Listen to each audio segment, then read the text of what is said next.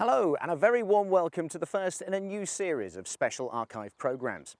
We've been fortunate enough to have the opportunity to delve deep into the Ford Motor Company's collection of old tractor films, which date back to the early 1920s. The Fordson N really proved itself during the austere years of the Second World War, where once again a Fordson tractor helped prevent the people of the British Isles from starving into submission due to the acute lack of imported foodstuffs.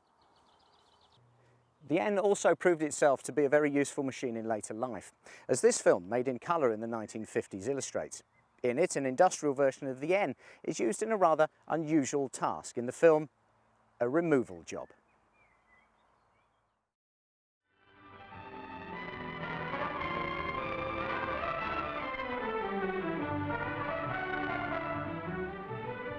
It was to be quite a difficult removal job, and a little out of the ordinary, when a petrol storage depot was moved recently to a new site half a mile away.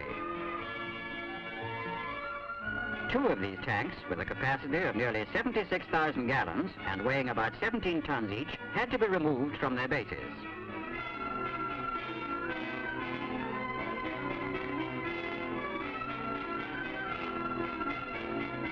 The tanks were first jacked up clear of the concrete platforms, and a sloping ramp, constructed of railway sleepers, and an old railway line laid down.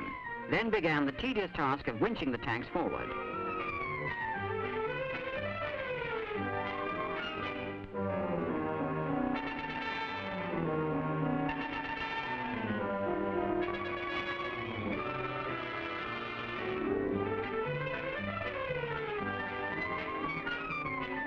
Raised to a convenient height so that it will go straight on to the transporters, the ramps cross over supply lines, which are still in use.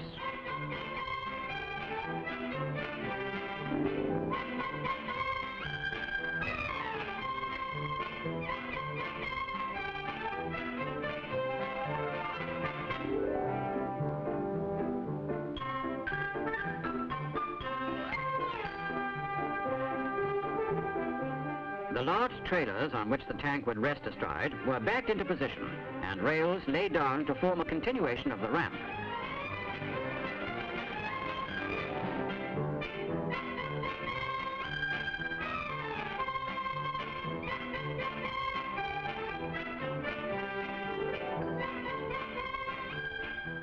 A little grease eased the job of the tractor.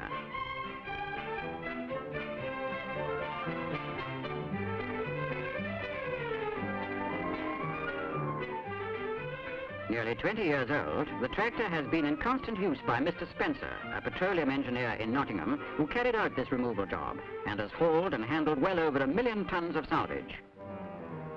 Once in position on the trailers and coupled up to the articulated truck, then began the short but delicate journey to the new site.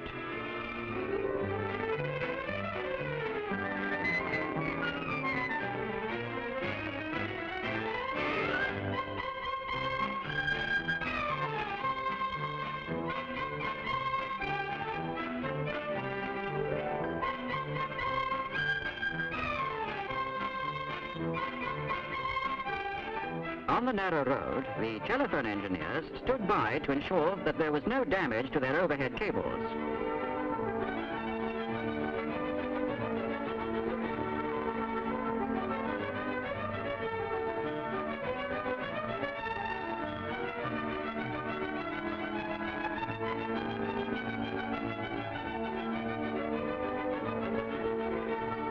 To simplify the traffic problem, the work was carried out on a Sunday, and a short section of road was closed.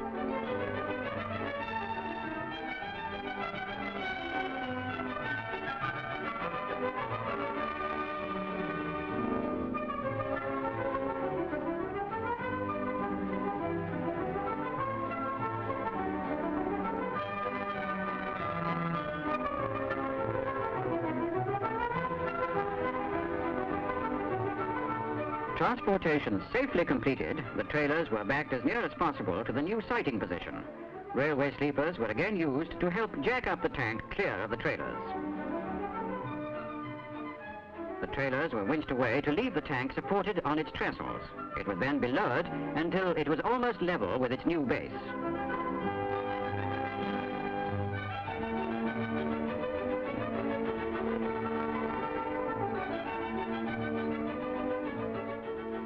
On the concrete base, the gently sloping ramp of railway lines was built up so that the old Fordson could winch the tank into position.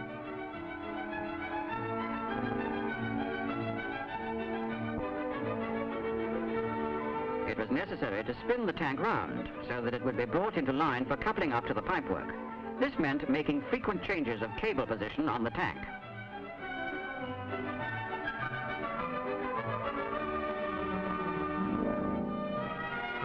Lined up correctly, the final stages of the job was to winch the tank over the center of the base, raise it slightly to remove the rails, and then lower the tank onto its new site.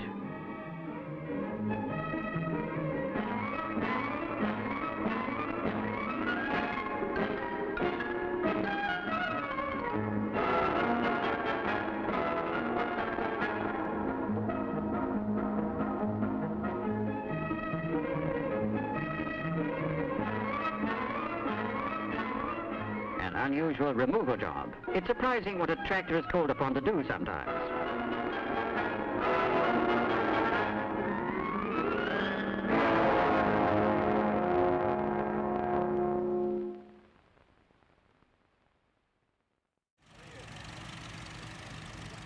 The Fordson Standard had proved to be a popular little tractor, one that had problems but filled an important niche at a critical time in British farming. It had evolved from Irish models built earlier with long rear mudguards into the Essex manufactured tractor of 1933, which incidentally was dark blue.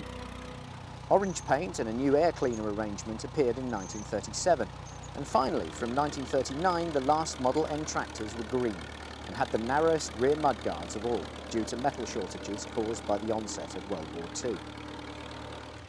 The Model N proved good value for Ford, but things needed to move on, and in 1939 a new tractor appeared in America, one that would revolutionise agriculture.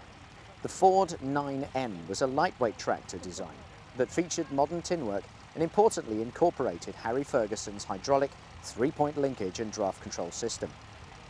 Due to the war though, the 9N was never put into production in the UK, and it was left to Harry Ferguson to finally produce a lookalike in Coventry, England. The Ferguson TE20 would be a thorn in Ford tractor operations' side from 1947 onwards. By 1945, the Model N was looking rather dated. Ford's answer was this, the Major. A tractor that made use of the engine inherited from the Model F and N, but fused to a new transition and made much taller to make row crop work possible. Ford wanted to produce a completely new tractor at this time, using what it had learned from the 9N tractors being built in the USA. But, due to chronic shortages of raw materials, the company had to settle for a stopgap machine, and the Major proved to be it. The archives are very short of early Major footage, but this charming little film shows what could be done when more than one Major was available. So, sit back as we take a trip to the Pickering Steam Rally in Yorkshire and experience excitement at boiler heat.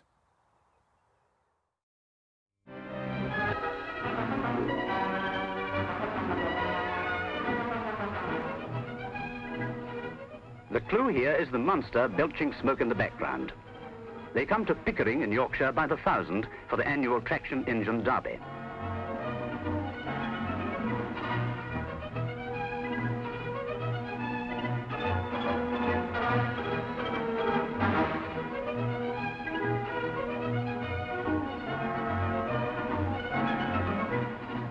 In these days of diesel and petrol engines, there's something grand and impressive, something robust and typically British about the old steamers.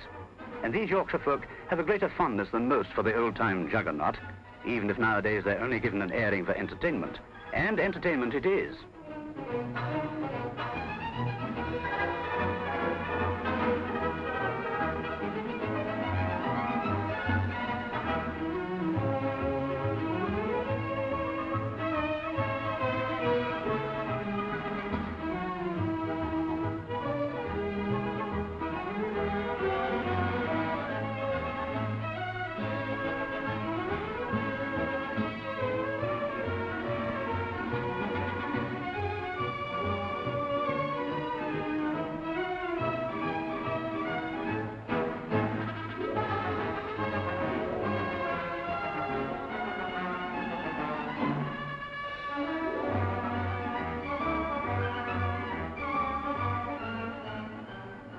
What more do you want? A grand parade, all the thrills of a race between giant contenders, and a tug of war for full measure. There must have been over 40,000 people here, and excitement reached boiler heat.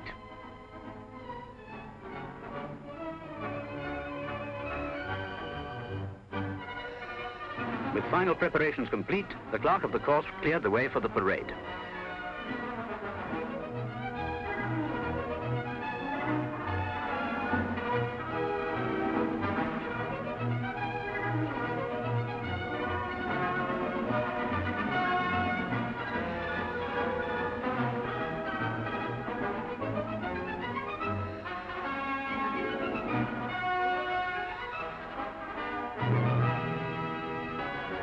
Then a final briefing and a few side bets. They're off.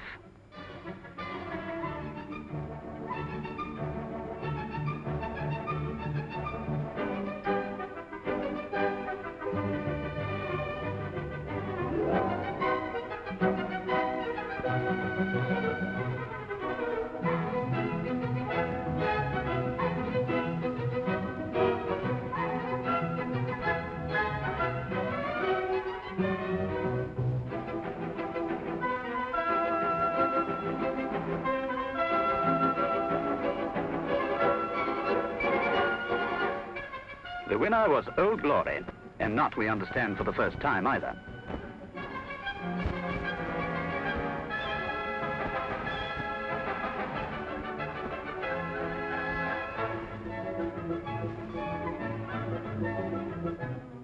Some newfangled farm tractors had dared to challenge Old Glory to a tug of war. Preliminaries were duly completed, a little extra power was called upon, here and there.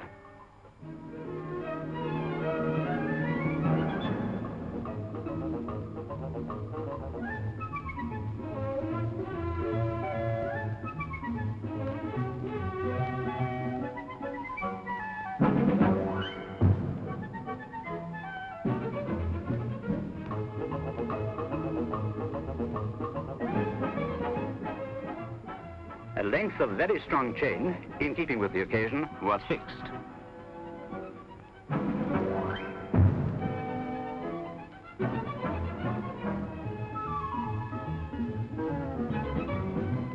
The flag was dropped, and the result was a walk away for the better shod youngsters.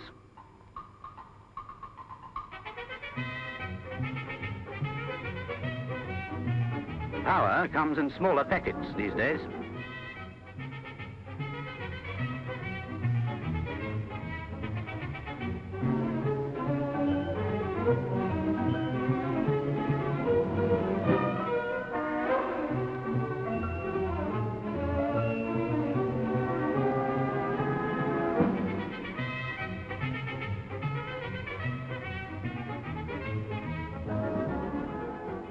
Everyone remained in the best of good humor, however, and holiday spirits prevailed even when the ladies searched for the needle in the haystack. Whoops, Auntie!